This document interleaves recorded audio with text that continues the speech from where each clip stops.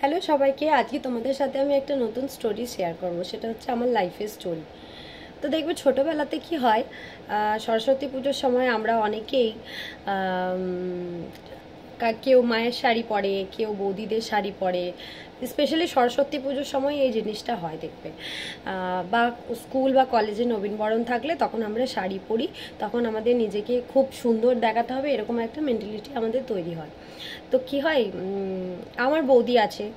আমার এখন 3টে বৌদি বাপের বাড়িতে। আমরা এমনি এক ভাই এক বোন, বাট জেঠু কাকা মিলে আমরা 5 ভাই দাদা মিলে 5 ভাই আর 3 বোন, এমনি জেঠু দাদা মিলিয়ে সব।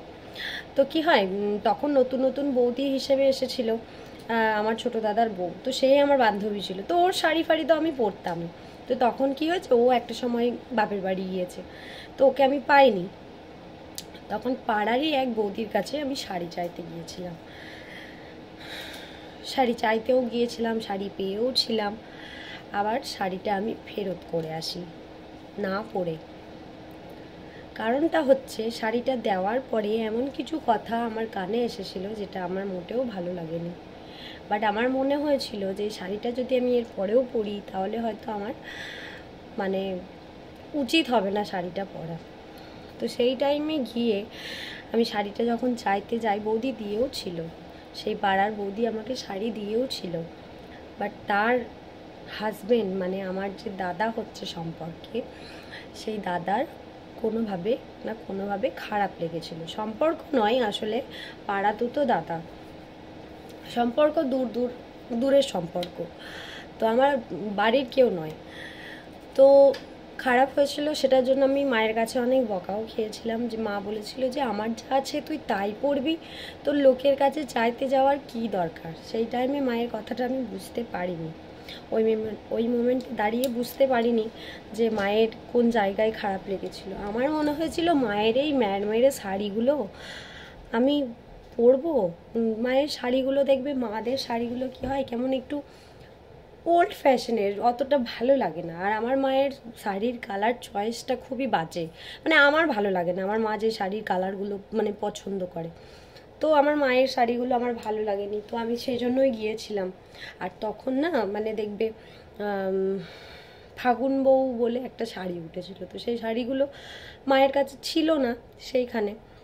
আর বুঝতেই পারছো, নিম্ন মধ্যবিত্ত ফ্যামিলি, যা চাইবো হুট করে আমরা পেতাম না হাতের কাছে। এখন যেমন বাচ্চারা চাইলেই সব কিছু পেয়ে যায়, আমরা অনেকবার কাঁদতে হতো, অনেকবার বলতে হতো, তবে গিয়ে একটা জিনিস পেতাম। তো যাই হোক, সেই শাড়িটা আমি ফেরত করে দিয়ে আসি। বাট আজকে এই সিচুয়েশানে দাঁড়িয়ে আমি বুঝতে পারি যে সেই টাইমে সেই কথাগুলো কেন উঠেছিল। শিক্ষিত, ওয়েল এডুকেটেড ফ্যামিলি কি না, যেই কারণে শাড়িটা আমারই ভুল ছিল চাইতে যাওয়া হয়তো। আজকে হঠাৎ করে সেই কথাটা আমার মনে পড়ে গেল যে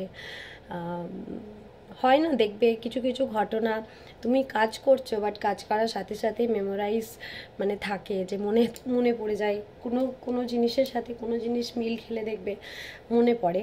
তো ঘটনাটা হঠাৎ করেই আমার আজকে মনে পড়লো, তাই আমি তোমাদের সাথে শেয়ার করলাম।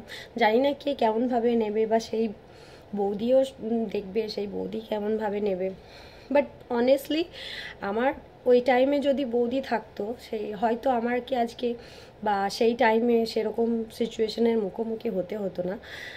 আর আমার বৌদিরা, আমার দাদারা তো খুবই ভালো, তাদের মতো হয় না।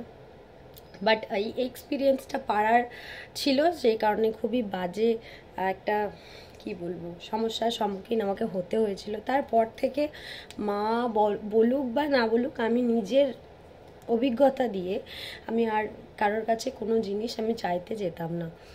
বাট মানে আমার দরকারও পড়তো না। বাট আমার যখন নিজের বৌদি থাকতো, ওর কাছ থেকে তো আমি নিতামই। আর তখন আমার ওই একটাই বৌদি, ও এসে আমাকে বান্ধবীর মতো ট্রিট করতো, আমিও আমার মানে নিজের ভাবতাম অনেকটা। এখনও ভাবি, সেই বৌদির সাথে কথা হয়। কিন্তু এই জিনিসগুলো কি বলতো, মনের মধ্যে কোথাও গিয়ে একটা থেকে যায়, আর একটা খারাপ লাগা থেকে যায়। যেহেতু এখন বড় হয়েছি, বুঝতে শিখেছি সিচুয়েশনগুলো কি, মানে তখন যে ভুলগুলো করেছি সেই ভুলগুলো আমি এখন তো আর করবোই না। বাট সেই টাইমে ছোট ছিলাম কি না, তাই ভুলগুলো করে ফেলেছিলাম। ঠিক আছে, আজকের ভিডিওটা এখানে অবধি। তোমাদের কেমন লাগলো জানিও। আবার নতুন কোনো ঘটনা আমি মনে পড়লে তোমাদের সাথে শেয়ার করব। আমার ভিডিও দেখো, ভালোবাসা দিও, ভালো থেকো সবাই, টাটা।